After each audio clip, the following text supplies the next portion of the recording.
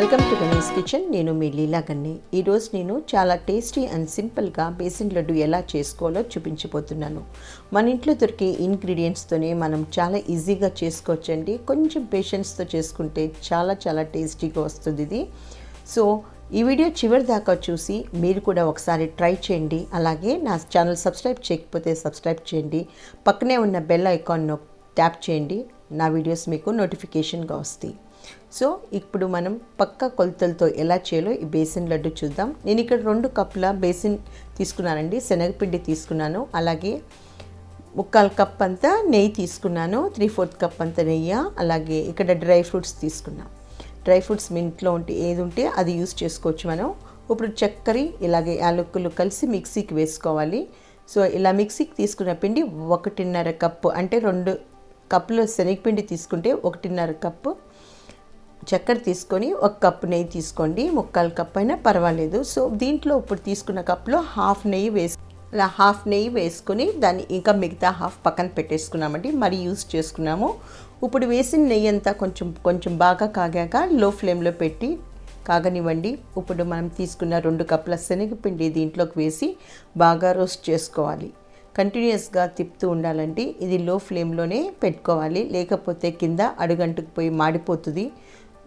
So ఇలా కంటిన్యూస్గా తిప్పుతుంటే మనకు అప్పుడే రోస్టెడ్ స్మెల్ వస్తుందండి. లేకపోతే శనగపిండి పచ్చి వాసనగానే ఉంటుంది. మనకి అలా లమ్స్ ఏమైనా ఉంటే మనం దాన్ని స్మాష్ చేసుకుంటూ మనం ఇలా కంటిన్యూస్గా 20 మినిట్స్ దాకా మినిమం మనము రోస్ట్ చేసుకోవాలండి. ఇక్కడే పేషెన్స్ కొంచెం కావాలి. ఇది ఎంత బాగా రోస్ట్ అవుతే అంత టేస్టీ ఉంటుంది. మనం మిగిల్చుకున్న ఒక నెయ్యి దీంట్లోకి మరి కొంచెం వేసి మరి ఇంకొకసారి బాగా మిక్స్ చేసుకుంటూ ఉంటే ఇప్పుడు మనకు కావాల్సిన కన్సిస్టెన్సీ అంటే షైనీ టెక్స్చర్ వస్తుందండి. చూడండి, అప్పుడే మనకు ఈ శనగపిండి నెయ్యి బాగా మిక్స్ అయ్యి మనకు అప్పుడే ఈ షైనీ టెక్స్చర్ వచ్చింది. ఇప్పుడే మనకు ఈజీగా మనం లడ్డు కట్టుకోవటానికి ఈజీగా ఉంటుంది. ఇప్పుడు స్టవ్ ఆఫ్ చేసేసి కొంచెం చల్లగా కావాలండి, మరి చల్లగా కాకూడదు, కొంచెం వామ్గా ఉండాలి.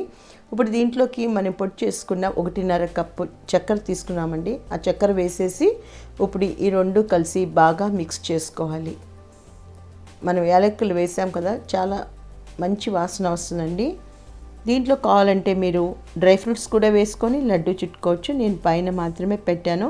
దీంట్లో మిగిలిన నెయ్యి కూడా ఉంటే వేసేసి దీన్ని బాగా మిక్స్ చేసుకోవాలి. ఇలా మిక్స్ చేసుకొని బాగా మనకు కావాల్సిన ఇలా బైండింగ్ కన్సిస్టెన్సీ వచ్చేదాకా మనం దీన్ని మిక్స్ చేసుకుంటే చూడండి మనకి చాలా ఈజీగా ఇలా లడ్డు కట్టుకోవచ్చు. మనకి ఏ షేప్లో ఎంత షేప్ సైజులో కావాలంటే అంత సైజులో మనము ఇలా లడ్డు చేసుకోవచ్చు.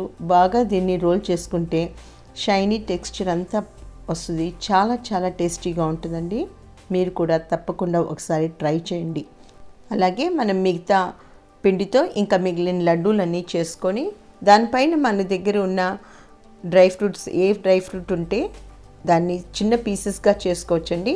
ఆ చిన్న పీసెస్గా చేసుకొని డ్రై ఫ్రూట్స్ దానిపైన మనము దీన్ని ఇలా డెకరేట్ చేసుకోవచ్చు.